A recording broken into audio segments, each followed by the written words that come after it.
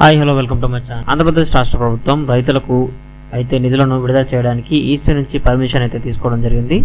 EC permission ఇచ్చిన రోజు నుంచి విద్యా దీవెన, రైతు బంధువు లాంటి ఎన్నో పథకాలకు అయితే డబ్బులు రిలీజ్ చేయడం జరిగింది.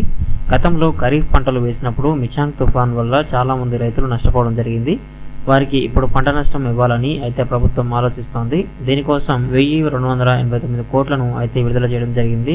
దాదాపు 11.52 లక్షల మంది రైతులకు అయితే మేలు చేకూరేలా ప్రభుత్వం ఆలోచిస్తున్నట్లు తెలిపారు. మిచాంగ్ తుఫాన్ వల్ల నష్టపోయిన రైతులకు 847 కోట్లను అయితే ఇవ్వడానికి ప్రభుత్వం సిద్ధమవుతోంది. ఈ రోజు నుంచి అయితే రైతుల ఖాతాల్లో డబ్బులు జమ అవడం జరుగుతుంది. రబీ 2023-24 సీజన్ ఆరంభంలో మిచాంగ్ తుఫాన్ ప్రభావంతో కురిసిన వర్షాలకు 6,64,380 ఎకరాల్లో పంటలు దెబ్బతిన్నట్లు గుర్తించారు అధికారులు.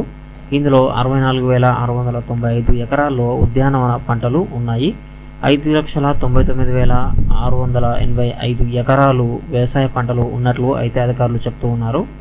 కరువు ప్రభావంతో ఖరీఫ్ పంటలు నష్టపోయిన 6,95,897 మంది రైతులకు 847.22 కోట్లు, మిచాంగ్ తుఫాన్తో నష్టపోయిన 4,61,337 మంది రైతులకు 442.36 కోట్ల చొప్పున 11.57 లక్షల మందికి 1,289.58 కోట్లు పెట్టుబడి రాయితీగా లెక్క తీర్చారు.